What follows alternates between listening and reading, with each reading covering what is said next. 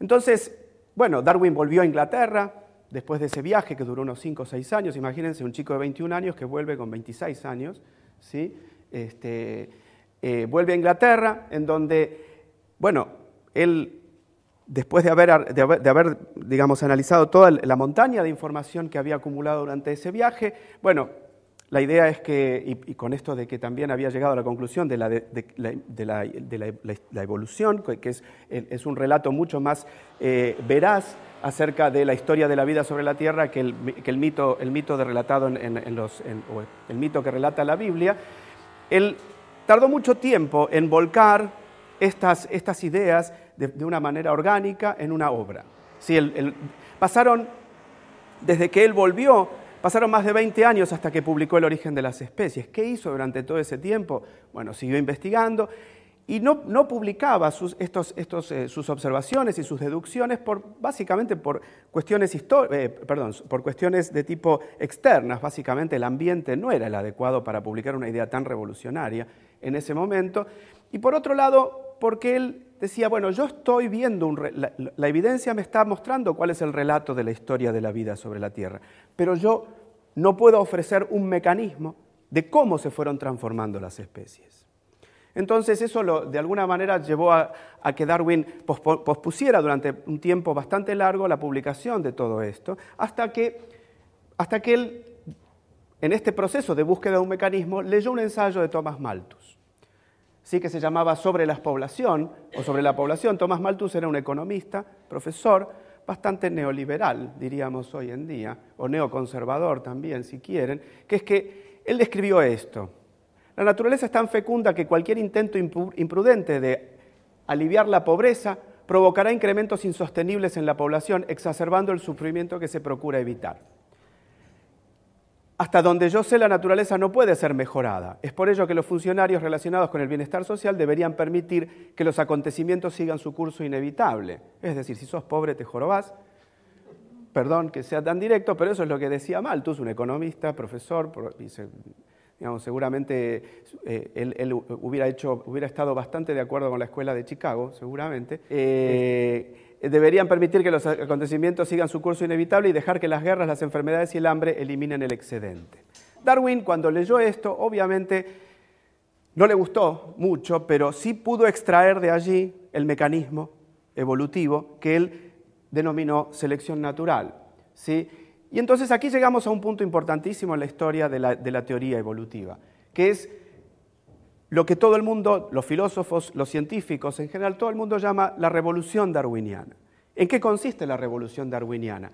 En la revolución darwiniana hay dos pilares fundamentales. Por un lado, y que esos dos pilares son dos desafíos, los dos desafíos más importantes que propone el darwinismo al orden que dominaba en aquella época. El primero es que las especies no son fijas, no son exactamente iguales a como se supone que el mito bíblico relataba, que es que tal y como Dios las había creado, sino que las especies cambiaron. La vida cambió a lo largo de un tiempo que en ese momento no se tenía idea de cuánto era la extensión hacia el pasado, o sea, cuál era la dimensión temporal de ese fenómeno de evolución. Pero la idea darwiniana es que el orden natural no es el no cambio, es el cambio. Las cosas cambian. Y en segundo lugar, que hasta ese momento los fenómenos naturales se explicaban únicamente sobre la base de los designios de una entidad sobrenatural.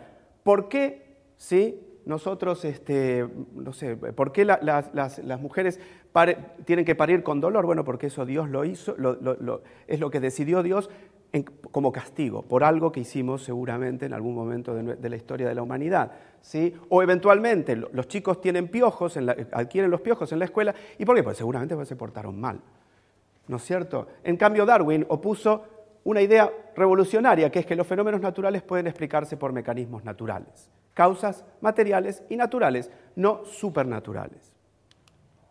Esta imagen me parece una joya, en donde la idea es, Darwin aquí está personificado como un gnomo o algo parecido, ¿sí? Lleva en la mano un un martillo. Y aquí tenemos una representación de uno de los frescos de Miguel Ángel en la Capilla Sixtina, que es el mito, el de la creación, precisamente donde Darwin, muy travieso, acaba de romper el dedo, no se sabe de quién, si de Dios o del hombre.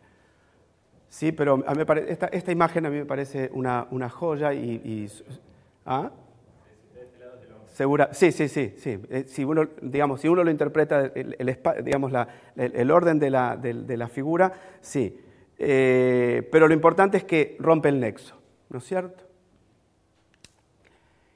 ¿Qué cambios produjo el darwinismo? El darwinismo produjo dos cambios fundamentales también, más allá de desafiar esas dos visiones que son antitéticas al pensamiento, que son antitéticas a lo que Darwin interpuso, que es la perspectiva histórica, ¿sí? Que las características actuales de los organismos, ¿sí?, solamente pueden explicarse a la luz de la historia de los organismos, ¿sí?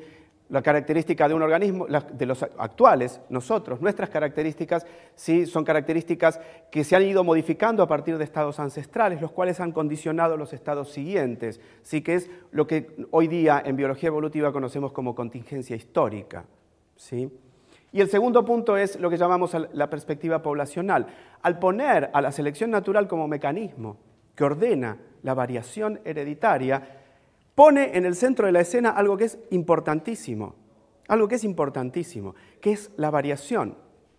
¿Sí? Hasta ese momento se pensaba que las variaciones dentro de una especie, ¿sí?, eran nada más que meras imperfecciones respecto de un tipo ideal, el esencialismo platónico en el pensamiento occidental, que era el dominante en aquel momento. Y que se pensaba que precisamente el hecho de que algunos de nosotros tengamos un color de ojos determinado, color de pelo, estatura distinta, etc., eso era una imperfección respecto del tipo, del organismo ideal, ¿sí?, de la esencia que estaba teóricamente en la cabeza de esa entidad supernatural. Lo que nosotros consideramos en biología evolutiva es que la selección natural es una característica de la vida, ¿sí?, y que es precisamente la materia prima sobre la que operan los mecanismos evolutivos y en particular la selección natural. En este momento entonces lo teníamos a Darwin tratando de buscar un mecanismo para explicar la evolución. En ese momento, mientras Darwin estaba escribiendo algunas de sus obras, recibió una carta de este otro señor, Alfred Russel Wallace, en donde él había llegado a la misma conclusión acerca del mecanismo que él estaba pensando en ese momento, que en realidad ya lo había hablado con sus colegas, el llamado Bulldog de Darwin, que es uno de los Huxley, creo que hay varios, Julian, Aldous y Alfred no, varios, no importa. Aldous Huxley es El Mundo Feliz, ¿verdad? Thomas Huxley, sí. Julian Huxley es uno que después vamos a ver, que se lo llamaba el Bulldog de Darwin, que es algo así como pensar que es más darwinista que Darwin, como más papista que el Papa. Se supone que Huxley era un tipo que creía mucho más en lo que Darwin estaba diciendo que el propio Darwin, aparentemente. Bueno, la idea es que recibe la carta de Wallace en donde llega a conclusiones similares y juntos, el día 1 de julio de 1859, presentan la teoría de la evolución de Darwin-Wallace en una reunión conjunta, de manera conjunta en una reunión en la Sociedad Linneana de Londres, ¿sí?, en donde proponen una teoría que tiene 4 fundamentos, 4 patas centrales, que es que el planeta cambia continuamente, lo cual implica que la vida debe cambiar para poder sobrevivir, para adaptarse, ¿sí? La vida debe cambiar, si no, los cambios ambientales son incompatibles con la supervivencia de algunas especies. La naturaleza provee de una ilimitada materia prima, ¿sí?, a través de novedades evolutivas que se originan de manera azarosa, fortuita,